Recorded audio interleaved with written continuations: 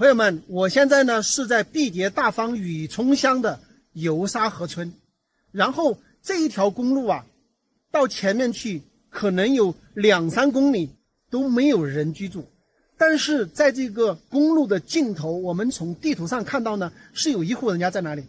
这个公路呢修的是4.5米宽的，有的地方还不止。我觉得那户人家绝对很厉害啊，要不然一户人家在那里怎么可能修通几公里的路？而且还硬化了呢，我比较好奇啊，我们过去探访一下。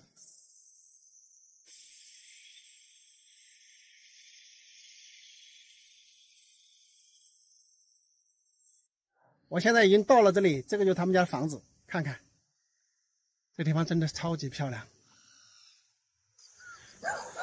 看这个地方都是拦住的，因为下去就是山下了。这边堆了一堆煤，那边是一个破旧的一个牛圈，这个就是这一户人家了。我特别好奇的是，他们家怎么这么牛？几公里的路，然后都硬化过来了。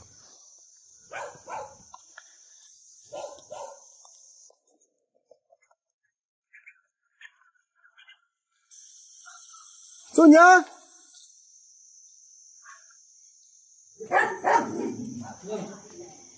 哎呦，哎，说，吃饭没到？啊？哦，你还够咬人不？啊？哦，就你个漏子啊？你说话我啷个听不懂啊？我说你说话我啷个听不懂啊？我在那上住了。啊？我在那住。哦，就是你一个人在家呀？哦，我在。刚刚出去那个是你们？他那就我在这不急。他走哪去了？我在干。你不晓得？他走哪去了？你不晓得？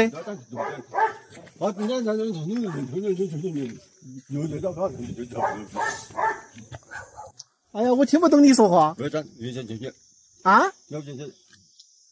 你说的这路在这儿到头儿的是吧？哎，路我晓得是到头儿的，我就走这耍。啊，这视频的就到啊，自己下去都这两边的人挨挨。哦。我说话你听得懂吗？我在干这样，我在看这个。没有办法跟你交流啊，我听不懂。然后刚刚去那个大哥，不是刚刚去骑摩托车去那个大哥到哪里去了？他什么时候回来？你看，你说话我也听不懂，我都不知道怎么跟你交流。养的有牛是吧？嗯？有啥子？他给我指那里有什么东西，我去看一下。哎呀！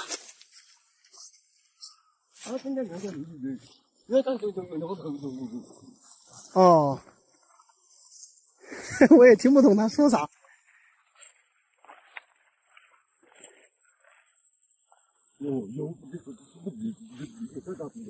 哦。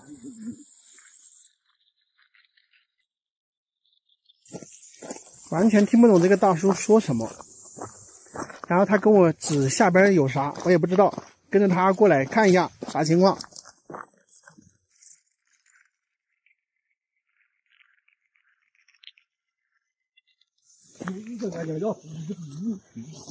哦。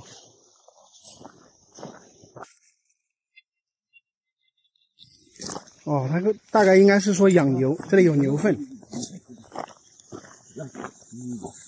啊。养牛的是吧？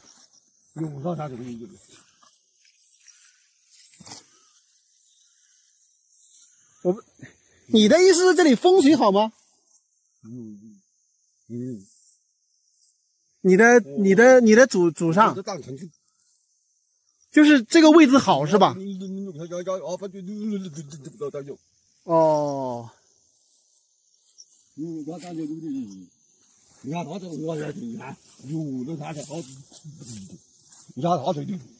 哦。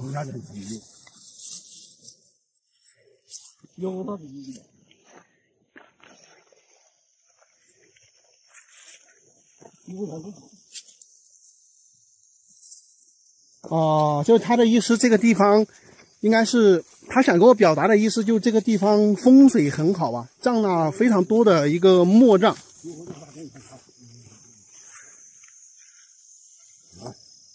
哦，这个下边也有一个。哦。哦，走吧，回去吧。我估计他的意思，你的意思跟我讲这个地方风水好是吧？我看见嘞。他估计是要跟我讲这个地方的风水好。我们看到这个墓上面插了非常多的这个竹竿，也有那个清明节挂的那个青，所以很多，应该是后人是非常发达的。我不知道他表达什么意思啊，我猜测呢，可能就是带我来看一下，说这个地方风水好的意思啊。这里也是古墓。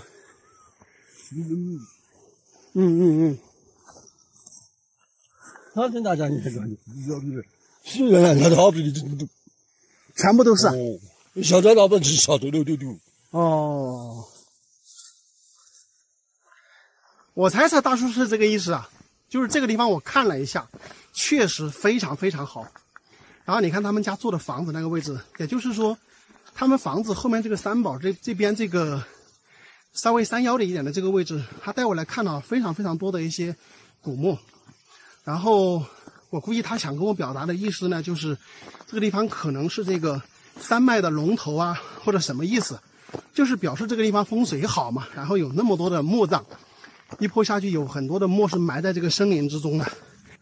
那么他家的房子呢是在这个位置，然后这个后边有一个小小的小山板，然后下面呢就是一个坡下去，两边呢是这个大峡谷，也就是说这个地方呢，如果说我们从这个地理风水的角度来说呢，这个地方应该就是一个龙头。那么前边呢，那个山腰上就是非常非常多的一些墓葬，所以这个呢也就让我猜测来解释这条路为什么5-6公里只有这一户人家居住在这里，有可能呢就是这些墓葬的后人呢，他们共同出资来把这条公路挖过来。然后呢，方便这个清明节，包括这个过年的时候来这个祭拜祖先的。我猜测是这样，你们觉得是什么样呢？以上内容都是我个人的猜测，你们可以猜测一下。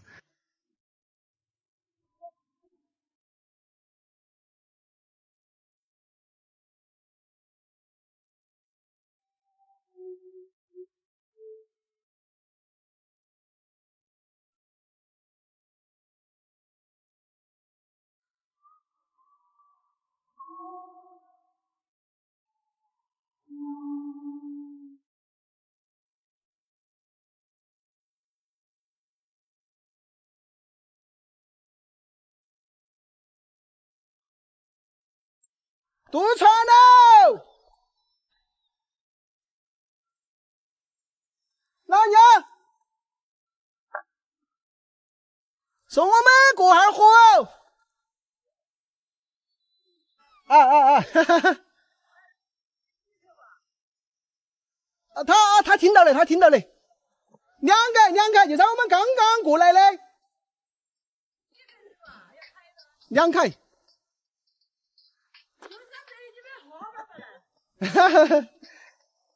我们走2了去嘞，我们走了上面去看那个黄青洞去嘞。这个洞我们也看嘞，然后黄青洞那去看嘞。走的。看得到。看得到吗？说是这个飞机吧？飞机飞过去看嘞。你要飞是没看不是吧？我拿手机给你看。手机？我飞过了，在手机里面。要得。那姑姑在这里呗。要得，我拿给你看哈是吧？要得。你们都没看到过哈？黄青洞看是看见过，没走啊，哈儿去看。黄青洞你们看不到，你看嘛？没走啊，哈儿去看。你走在那你也看不到啊？这个只有在飞机飞上，你看嘛，洞里面黄青洞。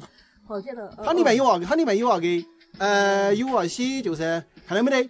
有个灶头。灶头哈。黄青洞里面有灶头。黄青洞有灶头啊？这头也有啊，有俺桌子都安在下了啊，叫宽。但是这头看不清楚，这个是黄青洞，你看嘛，看到没有？这个灶头了嘛？哦，这个是灶头哈。啊，里头还有泥巴，还有石看看那些。以前说这彭家洞是黄的。以前你干时在的时候，它是金碧辉煌的哈。哦，是黄的哦。哦，灰黄的。然后干时一出来就干时出来就哈了这个。转干时要弄起了，这个石头就要转哈了。好神奇哈。哦。那我们走嘞。来去吧。去吧，那去吧。这是我早就传了，等你们。哦。事情是这样的哈，朋友们，我们为什么又拍到了这个黄青洞呢？因为我们早上的时候呢，到这边来参观彭家洞，到达这个江边的时候呢，碰到了这位阿姨，她去赶鹦鹉溪回来，那我们就跟她一起渡江。在这个路途中交流的过程中呢，她又告诉我们，她家那边呢有一个洞在悬崖上，叫黄青洞，所以呢，就有了我们拍摄黄青洞的这么一段路。这位阿姨呢，她从她家那里过来渡江赶鹦鹉溪镇，然后再回去呢，她来回要走6、7个小时啊，非常的辛苦。而且呢，这个也坐不到车，因为乡村这种公路上啊，基本上没有这个公交车可以跑。那我们在这个路途上交流的过程中呢，她说了这个他们那边的一个黄青洞，那我也挺好奇啊，所以呢，我们就跟她一起步行了1个多小时。在这个黄青洞对面的山上呢，拍摄了这个黄青洞的视频啊。本来我们此行呢打算去洞里面看一看，但是无奈哈，黄青洞也好，彭家洞也好，2个洞穴呢都是在悬崖峭壁上，我们是没有办法进入的啊。跟这位阿姨一起呢，在路上也聊了好多的话题啊，这个以后有机会的话跟大家发出来。所以呢，就有了我们视频开头的那一幕啊，这个老人家呢，他也想看一下黄青洞里面是一个什么样子，所以我们就给他看了一下这个视频啊。我们来的时候呢，是付了20块钱给这个老人家，他是5块钱一个人渡江。但是我们回程的时候呢，因为没有零钱了，他也不能微信收款，所以呢，他也给我们免了啊，相当于是第2趟是免费送我们回去的。那朋友们，如果说想到这儿来看一下呢，你可以看到这个百里乌江画廊的这么一个美景。但是这个彭家洞和黄青洞呢，因为它都在悬崖峭壁上，我们人是没有办法到达的，除非你有攀岩探险的一些设备啊，你是可以进入到洞中，但是凭肉眼的话，只能就是远远的看啊。如果说喜欢航拍的小伙伴们呢，倒是可以来看一看，因为可以无人机飞到洞口去看到里面的一个景象，确实也是挺震撼的，是吧？那这个地方怎么来呢？我跟大家说一下详细地址，在贵州省铜仁市思南县鹦鹉溪镇大头坡村铜井组。我们导航到铜井组之后呢，就要步行一段这个路下到江边，然后喊渡江，那么这位老人家呢就会来接你渡江。渡江到对面去呢，就可以反过来看到彭家洞。假如说你还要看上面的黄青洞呢，又需要步行大概1个多小时到一个山头上，然后才能看到对面的黄青洞。那你也只能用无人机飞大概要2到3公里的距离才能到达黄青洞的洞口。如果你直接要去到黄青洞的话，也去不了的哈，只能喜欢航拍的小伙伴们可以去飞一下这个航拍，肉眼看的就没有必要去了。你走1个多小时的路程，然后呢，你又看不到洞内的一个情况哈。其实关于彭家洞的很多话题，当地老百姓是可以讲很多故事出来的。大家有兴趣来探秘这些东西呢，确实可以到这儿来看一看，然后找这些老人家去聊一聊天。好了，这一期视频就到这里。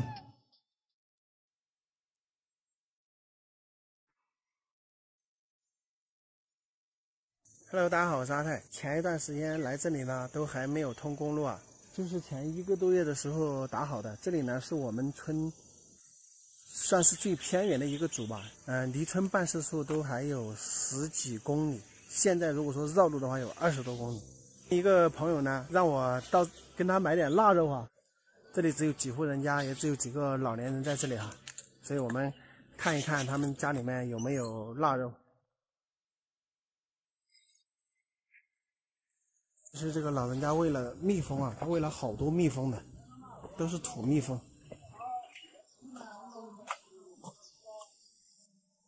你屋里有腊肉没得？有你都把多了。我看是。他找了钱。买呀，然后跟他买呀。啊，你好多啊？我看是。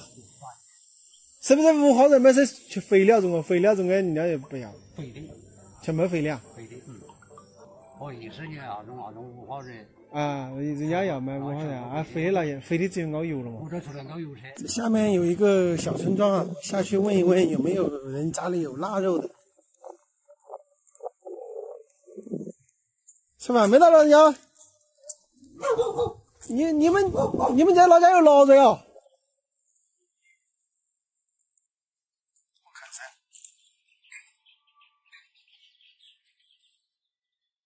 哇，这个腊肉。今年的猪日买是去年的哦。去年杀的啊。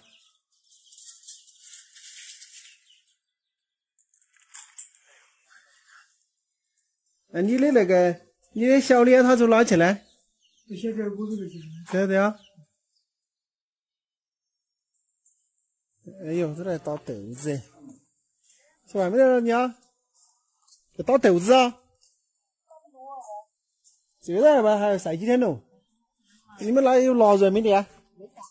哪家有啊？来？是了，我家有。自家呀？啊，底下整的安那家。整的安那家？这里这么多户人家，都只有几家人有腊肉啊？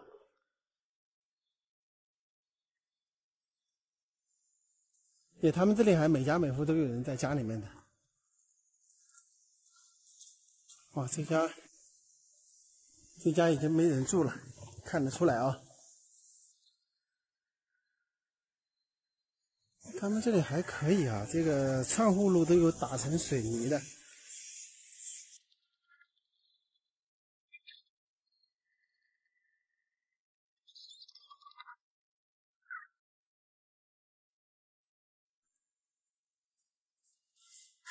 哦，人家，你们有腊肉卖没得啊？吃饭没得？我问下你有腊肉卖没得？没得腊肉的。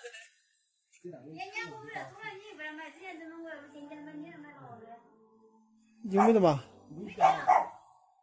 我问了好几家了啊，人老人家他们都说只有这家腊肉比较多一点。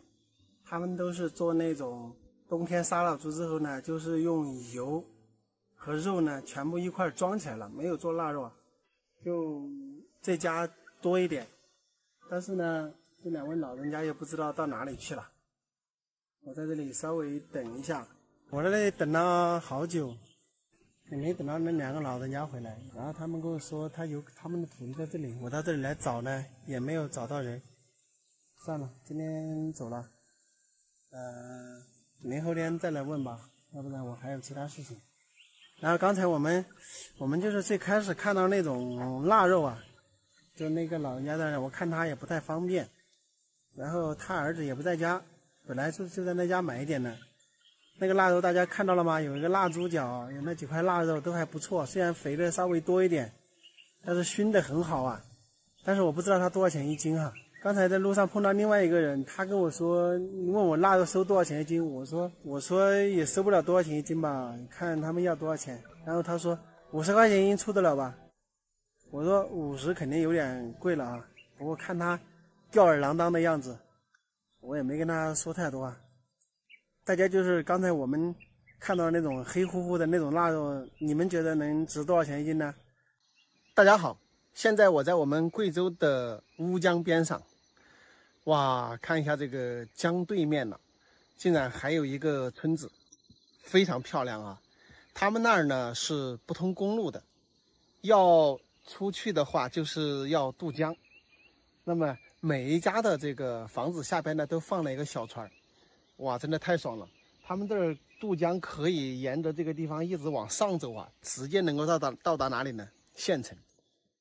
大家可以看看这个村子啊，真的是很漂亮啊。然后从这边一直下去，那边可能还有10来户。这儿呢有个7、8户，你看他们每一户的这个下边啊，这儿都有停放一个小船。你看这都停放一个小船，这边也是。就是家家户户都坐船出门啊，非常舒服的一个地方。而且这个村庄呢也是很原始，很原始啊，不知道有没有机会过去玩一下。要等他们这个村民自己渡船过来，因为他这里没有专门乘坐的那种公交船或者客运船，只能是他们每家每户的自己的这种小船啊，过来的时候呢，你才能够随着他们过去，去那边玩一下。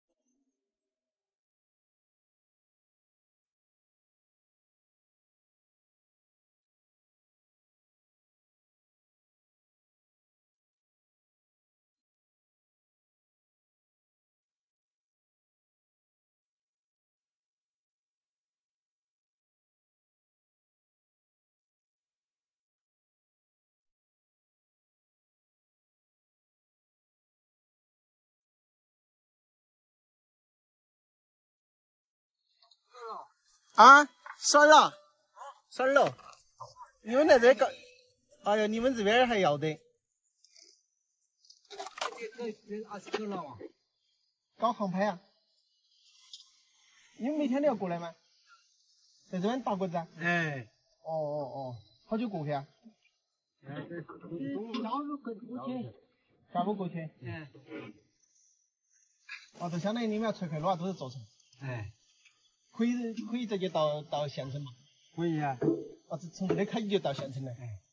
我刚刚正好在这里航拍的时候呢，那个对面的有一个叔叔他开船过来了，他们的种的这个稻谷啊，在这个河对岸这边，这有个阿姨在这里洗衣服，然后他们的饭都带到这个船上带过来了。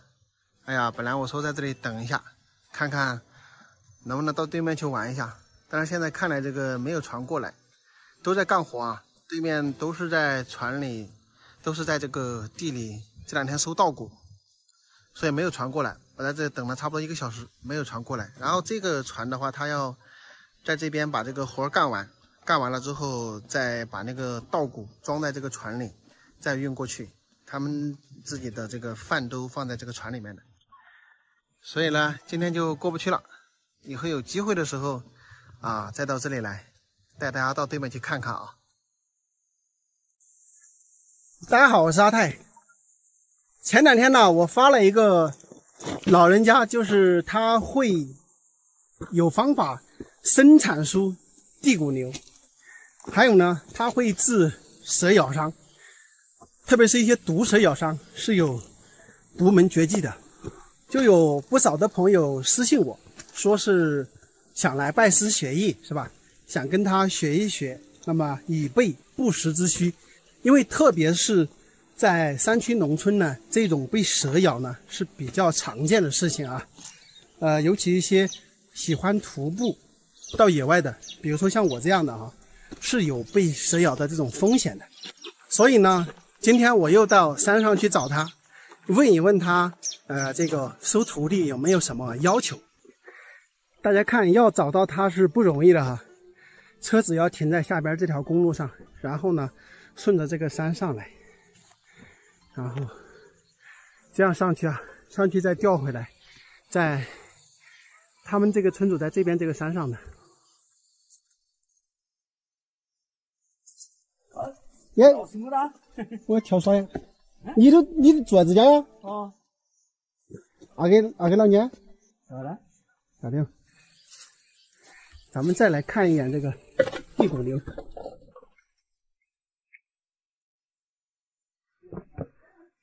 看，这么多窝，那边那一堆也有了，这些都是它的烟呢。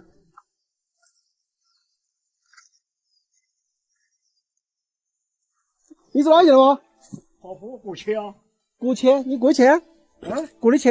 过得喽。放哪儿了？我都不敢看，看他怕长切齿。老人家，我问你啊，人家要跟你学，这行不行呢？有人要跟你学哎。学没有啊？学生长地沟牛啊，这个治得神奥了啊。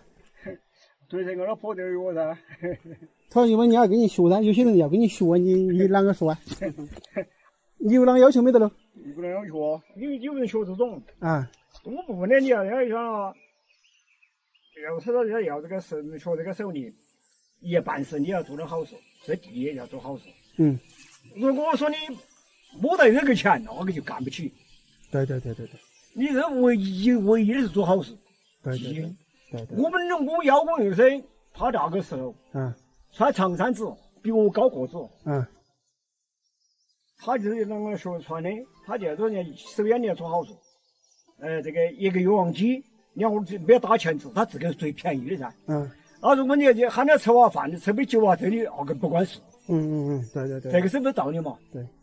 你这个应该还真有个传度没得啊？我邀功的就是做好个生意。你约他传给你的？那你这个还是有个传的啥子？有传那个噻，不让了咱了了。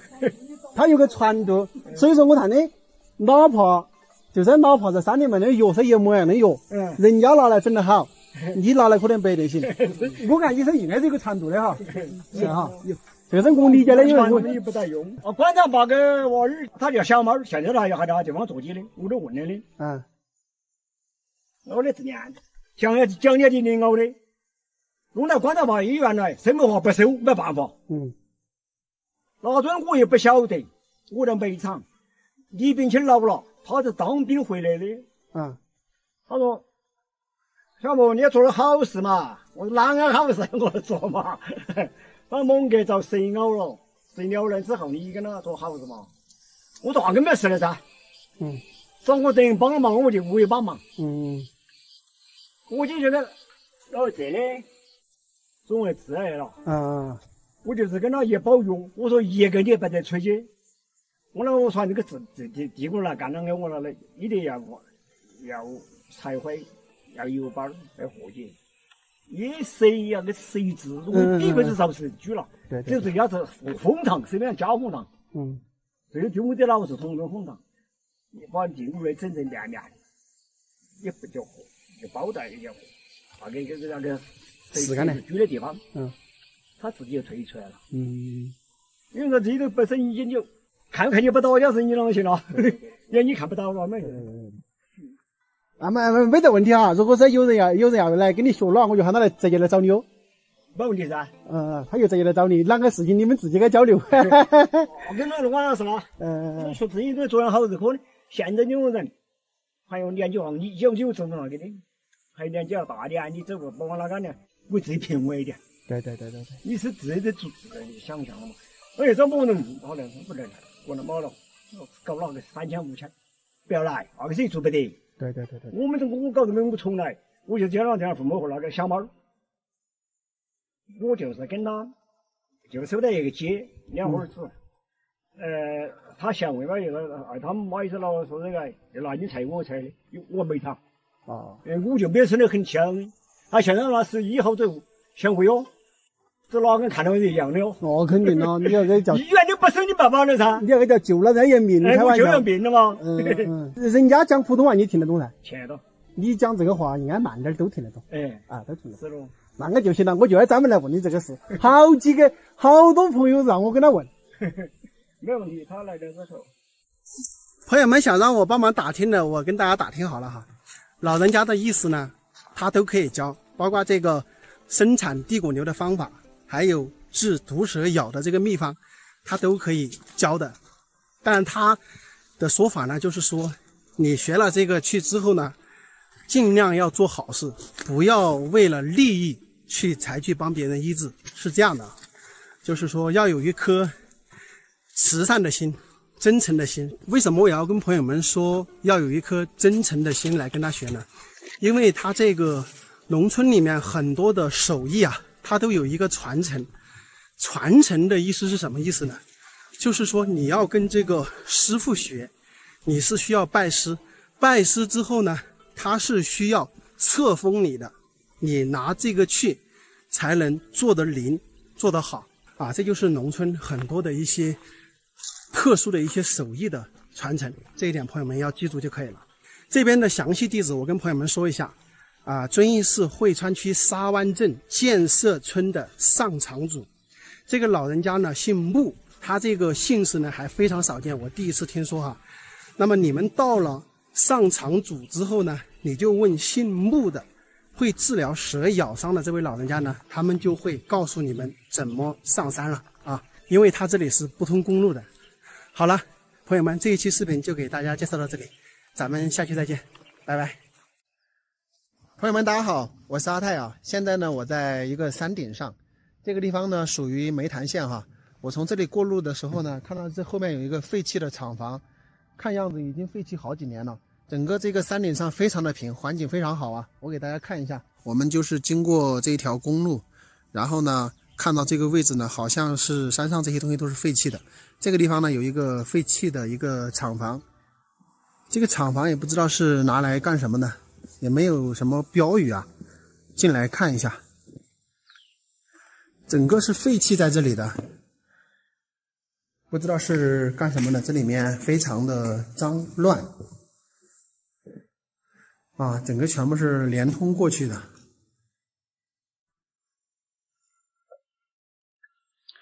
你说是制作茶叶的茶厂呢，也不太像啊，因为茶厂呢它不会是这么一小间一小间的，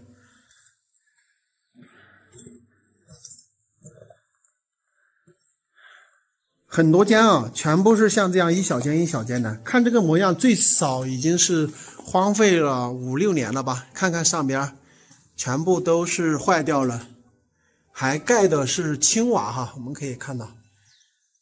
拿来干什么的我并不太清楚。哎，前边有几排字，我来看一下。这里有几个字啊，厨房重地，闲人免进。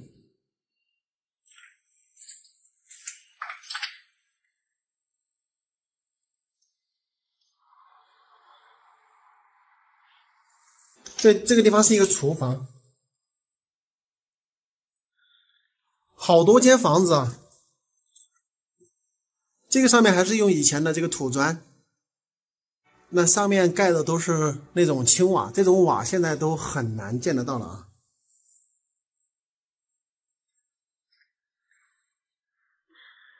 这个地方交通非常非常的方便，门前就是一条大大的公路。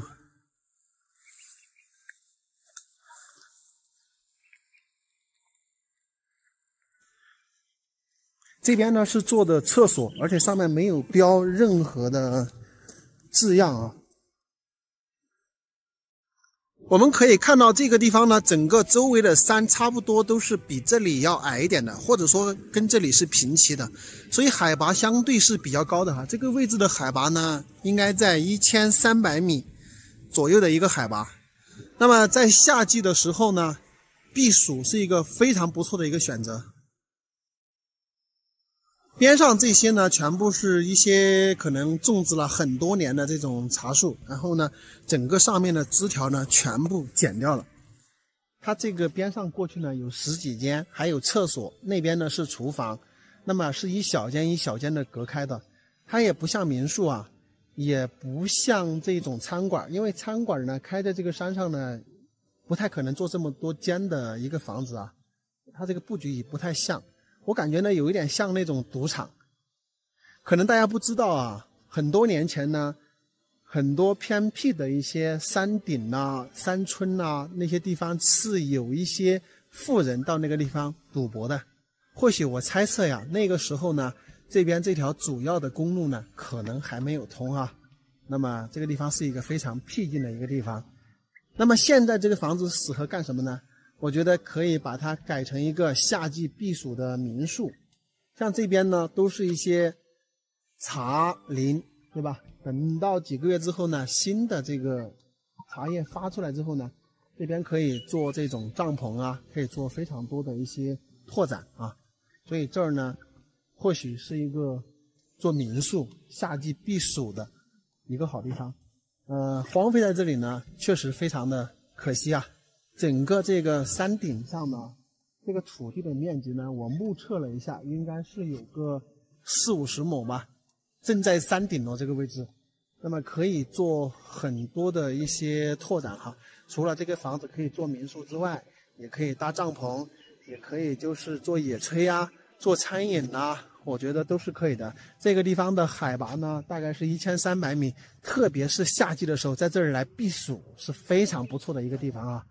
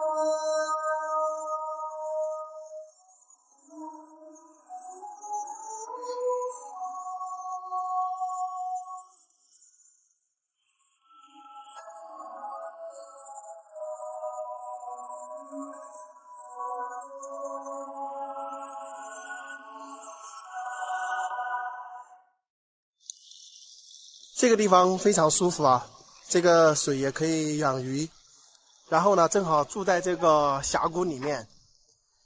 这里的年轻人基本上都出去了，然后房子空的也比较多，正好在这个河边，这个算不上河，这个算是小河流吧。然后在这个下面往前面去呢，有一个交叉的地方，那边有一条大一点的河过来，前方交叉，所以这里啊不缺水啊，都在这个水边上。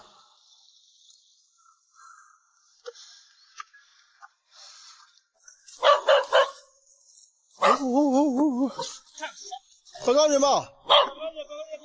啊？是你啊？走。你们这也有空房子噻？空房子有的。多吧？像啊。好几箱啊？啊，第二2箱都空的是不是？这个晚上空。我看噻。哎，田里头都你撒的不少，田里头啊，有嘛子？我撒的。你在喂牛哦？喂得多啊？干的头这个啦，还不错的。他要租不？老板。他不租，他可以租，他这裤的他不租。没裤都没裤哈。要来了，他停的，他可以租了，可以租了。那最好是这样。纸箱。他高级要房子烂。都破得不得了的了，都很破了这些房子。它这个位置啊又还好，门口又一大片，这一田呐又平，还可以养鱼啊，些都行。啊，这个塘那里可以养鱼哈。这房子有点破了，这个后面的山看起好高。啊，一都空的了，房子这个底都有空的了。高级房子烂的。哦，你们这儿又是妙龄村中心组。这个地方的详细地址我跟大家说一下，它属于我们遵义市汇川区松林镇妙龄村的这个小沟组这边。然后这上面这个房子呢也是没人住，只有这个红房子呢好像有1-2个人住吧，1个人住吧。这里整个位置环境是非常不错，基本上年轻人都没有在这里哈，都走了，就剩老年人在这里。我们这个镜头中这一堆木房子都是没有人居住的，只是这个房屋看去相对还是有点破啊。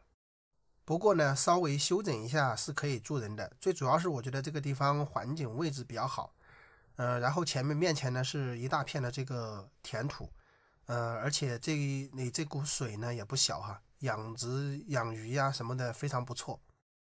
这个地方呢相对比较偏僻。土地这块呢也没有被人承包过，包括前面这个鱼塘呢也是他们自己家的田里面挖出来的。这个位置不管你是想到这里来居住还是来养鱼都是非常不错的环境啊，大家可以跟着这个地址来跟当地的老百姓问一下，因为这边的空房子还是非常多的。这里是广西的10万大山，还真的是千山万弄啊，要想走出去好难。在这个山的后面还住着一个村庄，有很多的房子，但是是不通公路的，我也没有看到有通往这个村子的路。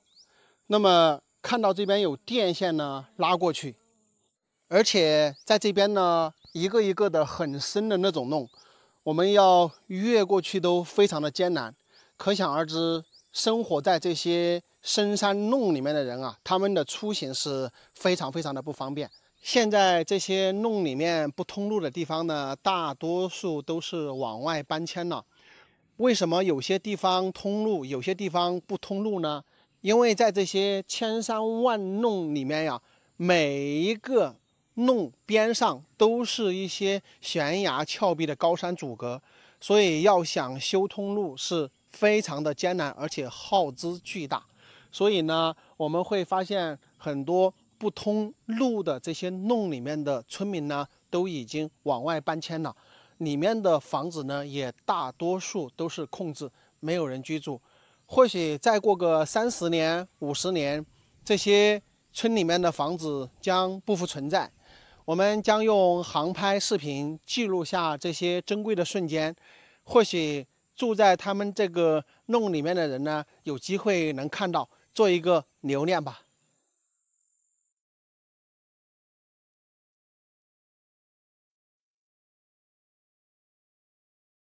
寒沙茫茫风大遍，今朝低头秋连绵。月儿空照千里秋，抬头仰望北飞雁。黄河远上白云间，一片孤城万仞山。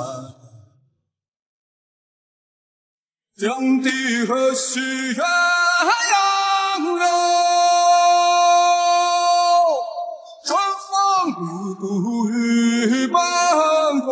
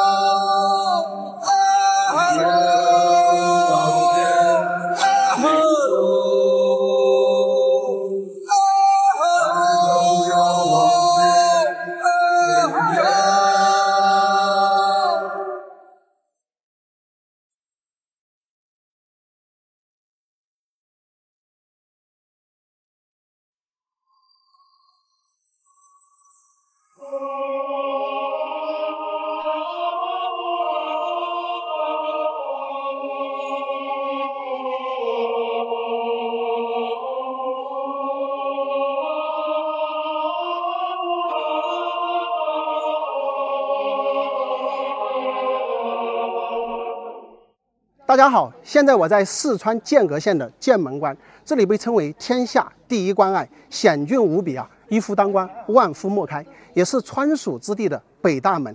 一旦这里被攻破啊，将是洞门大开，川蜀危也。人们常说蜀道难，难于上青天，蜀道到底有多难呢？今天咱们一起去体验一下。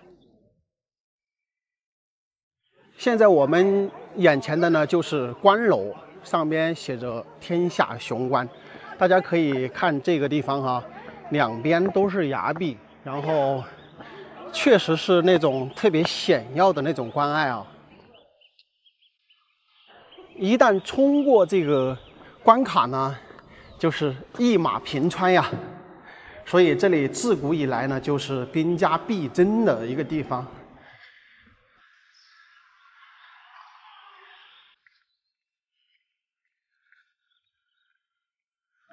大家从这个视角来看，非常的险峻，整个狭窄通道过去呢也有1-2公里，然后它的最窄处只有50米。这个地方为什么被称为巴蜀咽喉呢？我们从航拍的镜头来看啊，左右小剑山和大剑山向两边无限延伸的这种感觉，就形成了一道天然的屏障。所以说它被称为天下第一关，那是有道理的。要在这个地方攻下剑门关，你基本上要5倍甚至10倍于守军的兵力呢，才有可能成功。三国时期诸葛亮6出祁山，包括后来的姜维9伐中原呢，都是经过这里再往陕西汉中那边走。诸葛亮北伐6出祁山，为什么都没有成功呢？首先第一个呢，他的这个国力是比较弱的，曹魏都是北方大平原，所以在冷兵器时代，他们的粮食啊各方面都要比这边要强很多。所以说，不管是古代战争还是现在呀，比拼的都是一个综合国力啊。而且那个时候啊，诸葛亮跟这个川蜀的文官呢，他们之间也有一些分歧。所以说诸葛亮的北伐呀也不顺利，经常呢被召回四川来，那么也贻误了一些战机。我们可以想一想，如果刘备不伐东吴，或者庞统还在的话，他们或许能成功。因为诸葛亮的用兵呢是稳中求胜啊，而庞统呢就是剑走偏锋。那么像赤壁之战大败曹军就是一个例子啊，不光是诸葛亮、周瑜的功劳，庞统呢也有很大的功劳。他到曹营去自献连环计，是吧？才让曹操把这些战船呢连在一起，才有了火烧赤壁的伟大胜利。关羽失荆州后，后来张飞又被杀，所以刘备呢就一气之下特别恨孙权啊，举倾国之兵呢伐吴。但是在伐吴的途中啊，自己又小看了东吴的大都督一介书生陆逊，结果呢被陆逊在夷陵火烧连营700里，大败而归，退守白帝城。正是因为这次的失利，刘备也悔恨自己托孤白帝城，至此呢川蜀也是元气大伤啊。所以说在诸葛亮北伐的时候呢，其实是强而为之了。刘备如果当初听诸葛亮的话，不伐吴，转而伐曹魏，而庞统又还在的情况下的话，我觉得他们是有可能成功的。不过这只是如果啊，历史就是历史，已经不能改写了，只是替他们有些惋惜啊。进这个剑门关景区，如果你能背诵《蜀道难》的话，是可以免门票的。我们进来的时候正好看到有几个高中生，他们就是背《蜀道难》进来的，我让他们背诵一段给大家听一听啊。妹妹，你们从哪儿来呀？甘肃。来了几天了来了2天。你们是买票进来的吗？我们2个是买的票，我是背的《蜀道难》。哇，你还会背《蜀道难》？能不能给我们背一遍？可以。《蜀道难》李白：一去兮，危乎高哉！蜀道之难，难于上青天。三重几余伏，开国何茫然！尔来48000岁，不与秦塞通人烟。西当探白，有鸟道可以横绝峨眉巅。地崩山摧，壮士死，然后天梯石栈相勾连。上有六龙，回之高标；下有冲波，逆折之回川。黄鹤之飞，尚不得过；猿脑欲度，愁攀援。青泥河盘盘，百步九折，一年暖。门生历经仰斜溪，以手扶阴作长叹。问君西游何时还？为土谗言不可攀。但见飞鸟吼古木，雄飞雌从绕林间。又闻子规起夜月，愁空山。蜀道之难，难于上青天。使人听此凋朱颜。连峰去天不应是，空松倒挂已绝壁。西川不留真仙辉，天涯转世万壑雷。其前也如此，继而远道之人忽为忽来哉？剑阁峥嵘而崔嵬，一夫当关，万夫莫开。左手或飞青，化为狼与豺。朝避猛虎，夕避长蛇，磨牙省血，杀人如麻。锦城虽云乐，不如早还家。蜀道之难，难于上青天。此生希望藏资阶。现在我们经过了1-2公里的路程啊，来到了鸟道的下面，这个就是传说中的蜀道难，难于上青天啊。今天咱们就上去挑战一下啊。到了鸟道下方呢，它是有2条鸟道，1号和2号，1号往左边走，2号往右边走。我们走的是2号鸟道。2号鸟道上去之后呢，就是一直步行出景区，大概需要3个小时的时间。所以说体力不支的人呢，最好就不要来挑战。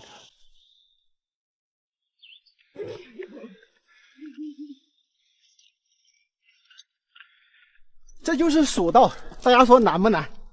哎呀，这个路几乎是90度垂直。这3个妹妹挺厉害啊。慢点，慢点。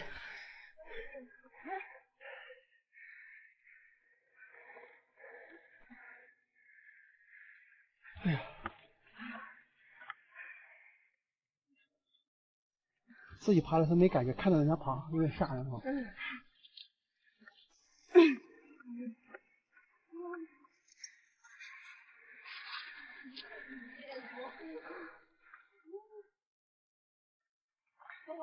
下边就是万丈深渊，下去就嗝屁了。你往前，对，啊，就这样拍一段视频就行，走吧。还要过天梯峡，下到峡谷，然后再上到山顶啊，一路真的是艰险无比，但是也是风光无限啊。那如果体力好的人呢，肯定可以来这里看一看平时看不到的风景啊，还是非常的漂亮的。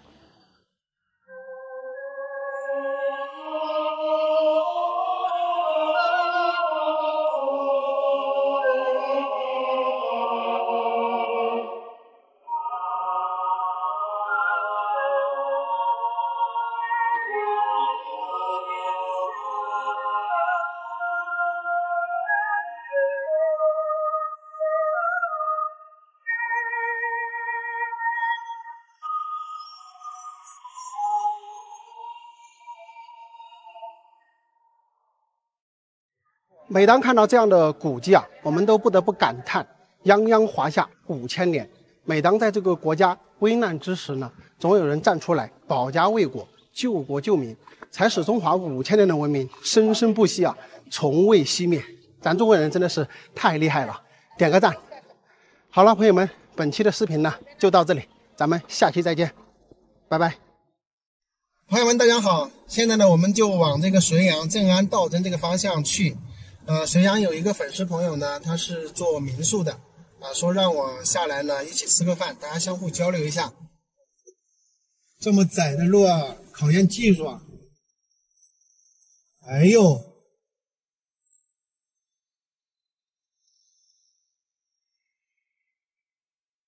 这路就2米多吧，3米吧，3米不到吧？像这种地方的话，差不多吧。然后你叫我开，我不敢开，太考验技术了。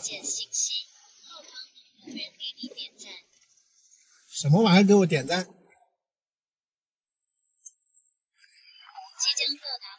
我们现在已经到这里了，前面像别墅的那样的房子都是他修建的，说是民宿啊，我感觉像别墅。这个老板有钱啊，修这么多的民宿，他还跟我说修民宿，我都感觉是别墅。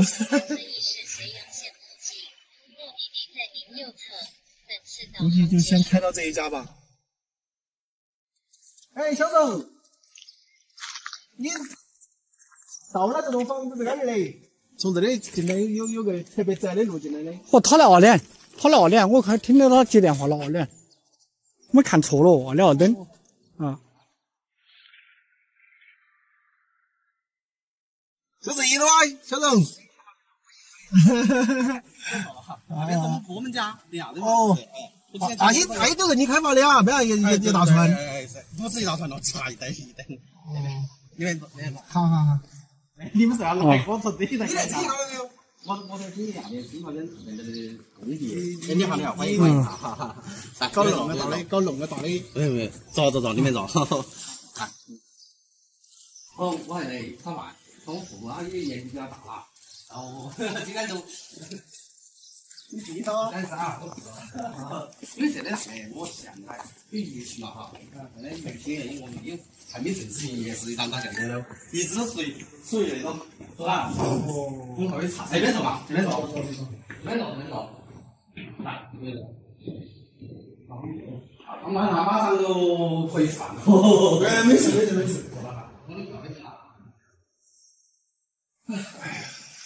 那边这次是那个是我们家大概8、9年我们一起去住，一直都住的是民宿，就是楼上全部装的房间，包括跟租出去湖南路桥，还有我们过来都看他们的，有湖南租的项目过来，那也是。哦。这个外边还搞有一个小小的假山，它这个位置的环境还是非常不错的。那边那些呢也都是别墅啊，都是他们家几兄弟共同修的。我感觉这一片就他这栋房子特别的霸气啊。等一下我们帮大家问一下啊，它这个价格是多少钱？我感觉你已经很成功了。现在是老不嘛，现在钱基本上嘛，工程上搞的这钱也是为大家汉桥。然后这里啊也投了很多钱啊，现在还就是现在。老娘你做你不用管的了。他因为父母年纪也大了，就是一些70多了啊，70几了，马上75了，就是也需要人照顾哈。我们香港的自家喂的猪嘛。哎，对，都是自家喂的。我这些菜嘛都是我问了，这都是自家种的，是今天的，就基本上都是自己种的，包括那个土豆。现在你是说啊，你们是按月算吗？按天数啊？一般都按月，一般月都1000吧。1天800包吃。包吃啊？一个人，包吃3顿。哇，那么3顿啊？不是光早餐了。早上，有时候包吃3顿，1天260块钱。 50块一个人。就3顿，1000吧。你相当于有没有收到住宿费了？相当于差不多半天了嘛。收半天。可以了。对，还是像他们自己会注册的好话。如果自己不会注册的，找个厨师来的就不好。对。我一般像现在的时候跟我老婆嘛，喊她回来。那下班上哪个烧啊？我明天假如重班到哪哈？重班我老婆回啊，我在家辅助她等会儿了。她回来？你老婆来干啥呢？她现在发起都带小孩嘛，小孩在这里读书了嘛，大概在上初一，小的在上小学3年级。这一段视频呢，是我们前一段时间去道真雾川经过绥阳的时候拍的。因为小总呢也是我的粉丝啊，我们联系有1年多了，然后呢正好路过那儿了，他说我们一起吃个饭，那么就聊了一会儿。他这一个大别墅呢也是刚建好没有多久啊，是准备打算做民宿。那我们吃了饭的聊天中，他就讲到只算这个60块钱一天，相当于1个月的话是1800块钱，而且是管吃的。那其实我核算了一下，它实际上就是整个大别墅是可以免费住的，每天的生活费呢就是60块钱。其实我们可以想一下，在我们遵义的话，你就算早中晚你都吃粉的话，你也要30块钱。那他这里呢，除了吃早餐，那么中饭、晚饭都是要做饭做菜的，所以大家可以去换算一下，实际上每天呢就是付60块钱的生活费。除了一天生活3餐之外，还有一些就是洗漱用品啊，包括纸巾啊等等，这些加起来，实际上整个房子就是完全免费的啊，大家可以去核算一下。然后它这个地方呢，整个环境非常好，离这个普长比较近啊。到了绥阳普长下高速之后呢，大概几公里就到它这个位置。我们可以看到周围都是群山环绕，还有他自己呢有经营这个果园，还有鱼塘，所以喜欢钓鱼的朋友们呢也可以在这里钓鱼啊。打比方说你要到整个绥阳县周边的一些旅游景区去玩耍呢，他们也是有合作的，所以会有很大的一个便利啊。而且我们拍视频呢也是到绥阳来的比较多，因为绥阳的一些大小的景点相对比较多啊。它这个大别墅里面可能只有几十个房间，如果说有兴趣的朋友们呢，要自己赶快过来看一下。如果晚了呢，可能就没有房间了哈。大千世界呀，无奇不有。朋友们，现在我在镇安的华尔山，到这里来干什么呢？要带你们看一个神奇的撞钟石。华尔山的中寨呀，是一个苗族聚居地。自古以来啊，少数民族居住的地方呢，都有很多的神奇传说。这个地方呢，也不例外。在他们华尔山的中寨这里啊，有一个非常神奇的石头，叫做什么呢？撞钟石。何为撞钟石呢？就是用东西去敲击这个石头，它的回声啊，就像寺庙里面的那种钟声一样，非常的神奇。今天呢，咱们就去体验一下，看看到底是不是这么一回事儿。这边呢是一片玉米林，这个撞钟石是哪一个呢？这个呢应该就是传说中的撞钟石。我们可以看一下这个周边比较平坦的，上边呢就是华尔山，然后这边过去呢就是整个中寨的寨子。来看一下这个地方呢，就是被人敲击的痕迹啊，都敲得光光的。特别是这个位置，大家看一下，这个地方呢都是被人用石头敲击的。那么说的呢，就是这里这一个石头，大家来看一下，这里也敲的是印记。我们看这边这个石头呢，也有人敲的有印记，不知道这个石头会不会响啊？我们先来敲一下，感受一下是不是这样的，好吧？这里呢，有人已经放了一个团石头在这里，然后我们就直接用它这个石头来敲击，大家来听一下，是不是有回响的那种钟声啊？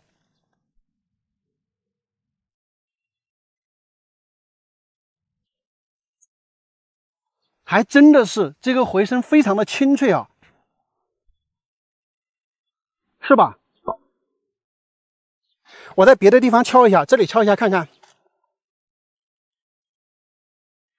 这里敲也是一样的，然后最明显的话是在这里敲，因为从这边敲的话，它也是这个地方响哈。其实它这个石头呢，就是这一个位置响，不管是在这里敲也好，那边敲也好，都是这个位置响哈。你看这里就没有用，其实就是相邻的石头，是吧？这个回声非常的清脆。我们来看一下这个下方哈，因为它的空度比较多啊，整个这个石头呢，基本上就只有几个点呢是顶在下方的石头上的，可能是它下方的悬空的地方比较多，所以呢，一敲击上方呢，再加上下方这个石头的回音反应呢，可能形成了这种似钟声一样的这种声音啊。这个呢，可能是一个特殊地理环境下形成的这种现象，但是这个撞钟石呢，却有一个非常之神秘的一个传说。这个撞钟石的传说啊，是非常久远的。在明朝时期啊，有一户人家，他就把这个房屋呢修在了这个撞钟石的边上。自从这家人把这个房子修在这里之后啊，人丁兴旺，能说会道啊，成为了这里的一方霸主啊，非常的厉害。有一天呢，他家的小孩呢就爬到这个撞钟石上来玩，随手捡石头敲了一下这个撞钟石呢，就发现有奇怪的这个钟声。就这样呢，这个小孩天天用石头来敲击这个撞钟石，久而久之呢，周围的乡里乡亲呢，大家都知道了这个事儿，所以呢，很多人呢都跑到这里来看稀奇、看古怪，也随手呢捡石头来敲这个石头。久而久之呢，这个撞钟石好像是吸取了人们的一些灵气。有一天啊，他就变成了一个美男子，到重庆去调戏那些单身美女。长此以往呢，重庆有一些美女啊，还没有结婚呢，就怀孕了。这一种奇怪现象呢，从民间就闹到了朝廷。于是呢，皇帝以为是重庆哪个地方的文风出了问题，所以说呢，就派地理师呢来勘察。地理师啊，查了3年呢，也没有查出踪影。后来啊，也是听闻了华尔山的撞钟石，于是呢，就跑到这里来查看。地理师到了华尔山呀，果真看到了这个神奇的撞钟石，石钟敲响的一面呢，正对着重庆的方向。地理师在撞钟石的周边呢，详细的做了一些检查，发现离这个撞钟石不远的地方啊，有一个石头长得有点特别像男性特征的这么一个石头。所以说呢，这个地理师大概就明白了怎么回事儿。这个地理师在临走的时候啊，就悄悄地跟当地的村民说，你们在某天某月某日的时候呢，把那个撞钟石敲开，撞钟石的下方呢有2个鹅卵石，你们把那2个鹅卵石拿走呢就可以了。原本住在这里的这一户人家呢，他有点那种骄横跋扈，就是一方霸主嘛，有点欺负周边的村民，所以当地的村民呢就特别相信这个地理先生啊，就在地理先生选的那一天呢，夜深人静的时候，来把这个撞钟石悄悄的敲开，然后把下面的2个鹅卵石呢给取走了。这是明朝的故事啊。后来呢，住在这里的这家人呢就节节败退，重庆呢也再也没有发生过这样的离奇事件。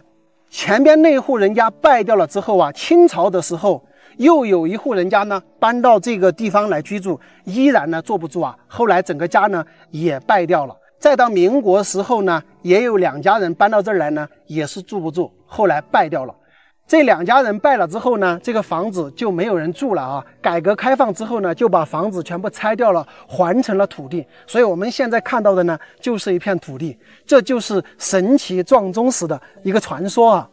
这些呢，咱们只是当一个故事听啊。我的感叹呢，就是大自然真的是鬼斧神工啊，很多神奇的东西咱们没办法去解释，用一些故事来串联呢，却是特别有意思啊。他们这个故事呢，感觉说起来也是活灵活现的，对吧？特别有意思啊。好了，朋友们，本期的视频呢，就跟大家说到这里，咱们下期再见，拜拜。Hello， 大家好，我是阿泰啊。就这个河边，这里不是有一独栋木房子吗？其实之前跟大家讲过哈，就是说我已经问到了这户人家的联系方式，然后呢，多少钱1年呢？他已经跟我说清楚了，就是有人来租的话，他是愿意租出来的啊，就这个木房子，反正放在这里也是烂着，对不对？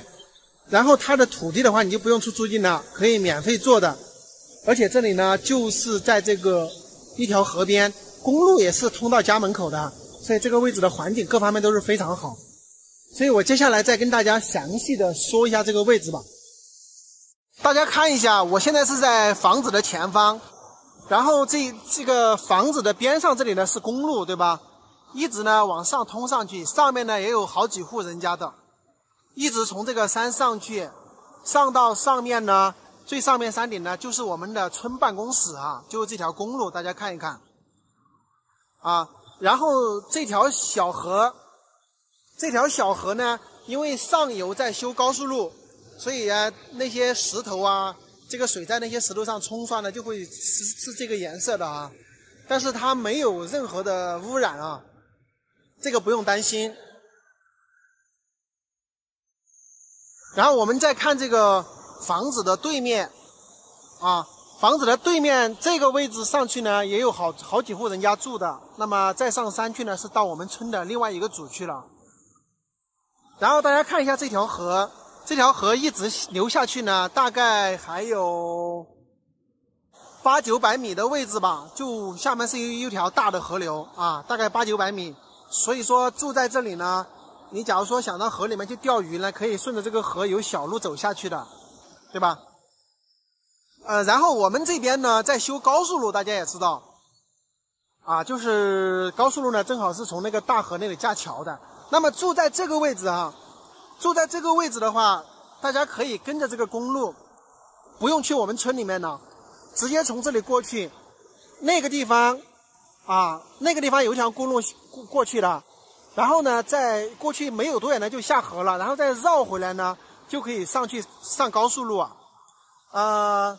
车程的话大概可能就10来分钟吧，公里数的话可能就是4公里左右，所以这里未来上高速路也是非常方便的啊。大家知道这个咱们仁遵新高速的话还有2年多就可以通车了，那么2年多之后这个地方其实也非常方便了，你想一下3-4公里就可以上高速，对不对？而这里呢，它是一个单独一户住在这里，那么它的背后这里一直上去都有人住，对吧？然后对面呢也都有人住，正好呢一家人住在这里，很清闲，说实话很清闲的啊。这条公路并不是有很多车啊，其实很少有车往这里过的，这个公路就是通往我们村的另外一个小组去了，所以是很少有车往这里过的。在这个地方还是非常清静的啊。门口的话，它是有这么大一块田可以种菜吃的，它这个是别人家种在这里的哈，不是他种的。地是他的，然后这个房子是6根柱头，对吧？它这个正前方也是非常舒服，所以说大家要是喜欢的话就可以来这里居住。这个什么东西都已经主人家都已经说好了，所以就不用费神了，对不对？说实话哈，我是真心觉得这个地方不错啊。如果喜欢这种山区地方的朋友们，这里的话就非常适合的一个地方，采光也是非常好。它这个太阳是这样下的，太阳的这个采光是非常好。它不是说住在那种背山，那么只能晒到半天的太阳，甚至还晒不到。那种地方呢，相对来说比较阴一点啊。这个就是我要跟大家说的。整个地理位置以及环境，我个人都是非常看得上的啊。大概呢就跟大家说到这里。如果大家喜欢呢，自己把这个视频呢链接收藏一下，然后到你需要的时候呢就可以直接过来。如果大家喜欢这个房子呢，大家可以在视频下方留言评论或者私信我，都是可以的哈。好了，本期视频呢就到这里啊，非常感谢大家一直以来对我的支持，咱们下期再见，拜拜。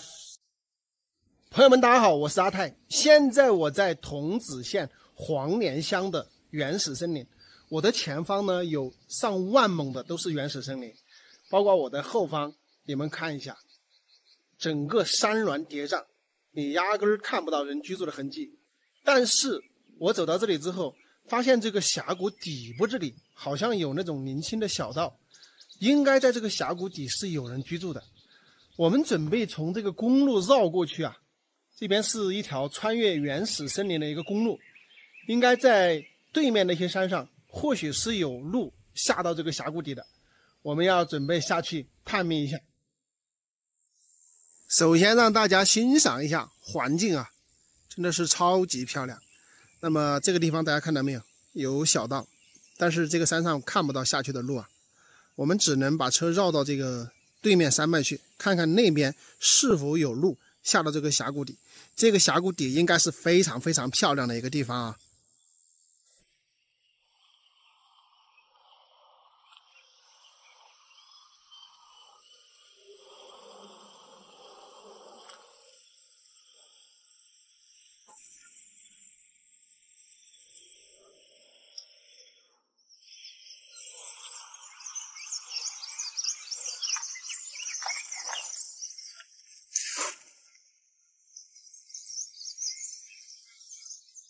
我走到这个上边有个岔道哈，那么正好呢有一条毛的公路往这边山下，但是呢看着没有车走过的一个痕迹啊，我也不敢开着下去，所以呢我们只能把车停在这里，然后步行从这个路下去看一下。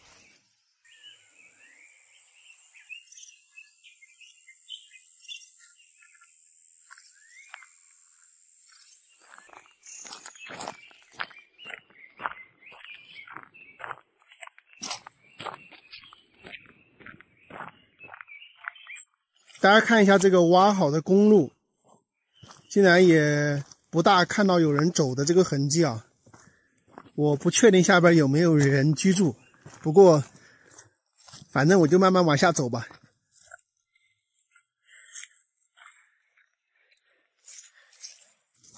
看一下，这个几乎是没有看到有人走的这个痕迹了。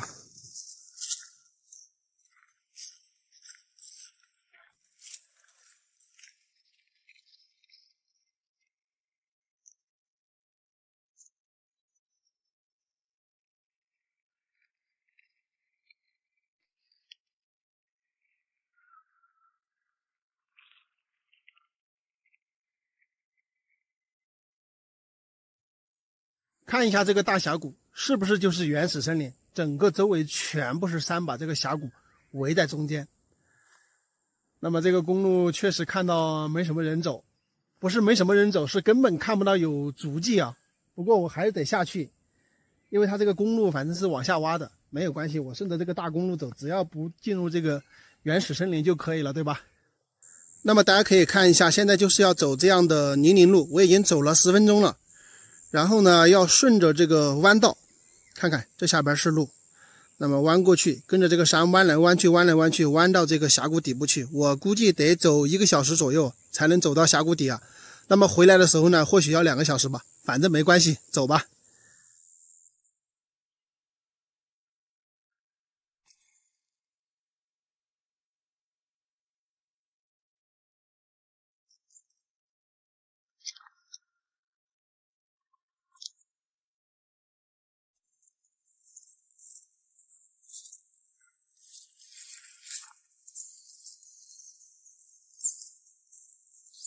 歇一下，看看这片峡谷底，真的是太漂亮了。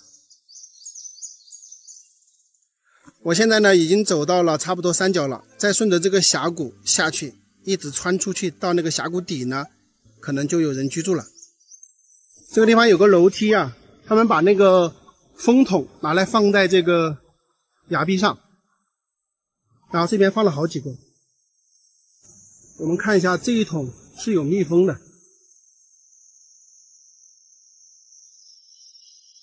现在我已经快到峡谷底了，已经到了这个水沟边。你们看一下这里的生态环境，是不是超级美、超级漂亮？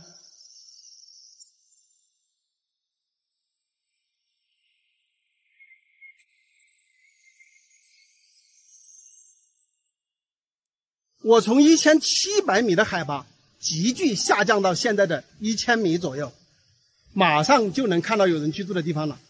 你们期待吗？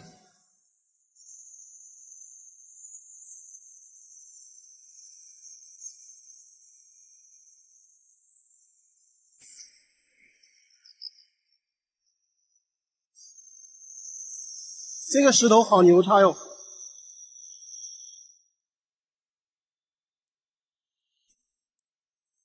马上就能看到这个村子的庐山真面目了。这个才真的是隐匿在大山之中的秘境之地啊！你们要寻的世外桃源，不就是这样的地方吗？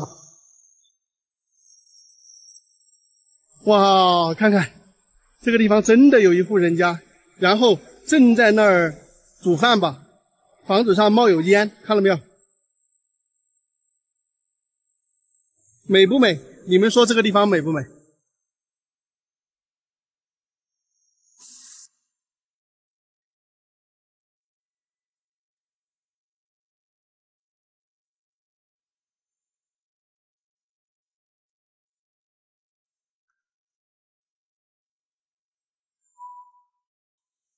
这是贵州安顺的黄果树瀑布，很多人认识它应该是从《西游记》里面的水帘洞开始。在景区，我们可以看到真假美猴王、唐僧师徒5人的塑像。或许你以为黄果树瀑布就是看一下大瀑布，显然这个理解是有偏差的。黄果树景区分为3个景点：陡坡塘、天心桥和大瀑布。每个景点呢都是值得一看的。建议大家要来黄果树旅游，需要安排1整天的时间，否则你有可能看不完3个景点。话不多说，现在就跟着我们的镜头一起去景区逛一逛吧。这是景区售票大厅，这里多说一句哈，除非你是医生、学生、军人等一些特殊身份，现场购票有优惠或免票以外，否则都应该提前网上购票，以免来到这里耽误时间。黄果树景区的通票是210元，包含大巴车、摆渡车的车费。买好票以后，穿过这片区域呢，即可上大巴车，坐车2公里就到达第1个景点。陡坡塘景区入口到了，需要下车的游客请携带好随身物品，有序下车。这里就是陡坡塘瀑布的入口了。进入景区步行约20分钟到达瀑布，是不是很熟悉？没错，这里就是86版《西游记》主题曲师徒4人牵马过河的取景地。陡坡塘瀑布宽约105米，真的是很宽很漂亮。这个景点来回路程加上拍照打卡耗时约2小时。看完瀑布后，折返到景区入口乘车到达下一个景点天心桥景区，车程约7公里。天心桥景区也是最费力气的一个景区，下车步行需要1个多小时走完单程。虽然游玩起来比较费腿啊，但我建议一定要来看。入景区要经过这一片迷宫般的石林，据说以前悟空啊经常带着小猴子到这儿来玩。峰峦叠翠，植被奇特，溶洞、石林、石壁、峡谷比比皆是，呈现出层次丰富的喀斯特山水风光。一路向前，过了天心桥，来到河边，这个是冒水潭，什么意思呢？地下有暗河冒出来形成的奇特景观，像是烧开的水一样，很是漂亮。一路沿河而下，大小的泳滩和瀑布真的不少。在一片轰隆声中啊，我们来到了最美的银莲醉潭瀑布。瀑布有10多米高，上面呈漏斗形，底部呢是槽状龙潭。河水流过河面隆起的石包，像千千万万条大大小小的银莲缓缓坠入龙潭，水流汇聚在一起的那种磅礴气势实属罕见，是天心桥景点最秀美的瀑布。看完最美瀑布啊，我们已经步行了1个多小时的路程，如果再折返的话会很累。好在可以在这里花10块钱坐缆车到达天心桥景区中段的高老庄，然后坐摆渡车返回景区入口，再坐大巴前往大瀑布。从天心桥到大瀑布的车程有7、8公里，观看大瀑布也是我们来黄果树的最终目的地。到达景区可以选择步行或者坐电梯下山，但我觉得没必要啊，因为步行呢也不远。为了避免走弯路，直接可以下到山腰的1号观景台，震撼的瀑布呈现在我们的眼前。我想跟大家说的是，溶洞和瀑布这一类的景观呀，现场感受远比看视频震撼得多。浏览瀑布的观景路线，可以先从1号观景台开始，然后依次到3号、6号、5号、2号的睡区拍照打卡，这样呢不会绕路。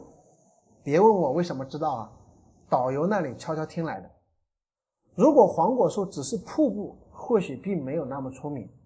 瀑布下隐藏着的一条134米长的水帘洞，拦腰横穿瀑布才是它的点睛之作，真是震撼无比啊！水帘洞内有6个洞窗、5个洞厅、3股洞泉和6个通道组成。从水帘洞内观看大瀑布，令人惊心动魄。这么壮观的瀑布下还有水帘洞，在世界各地瀑布中啊也是非常罕见的。据记载，黄果树大瀑布的这种奇观成因可以追溯到2亿多年前的中山叠纪，真是让人叹为观止。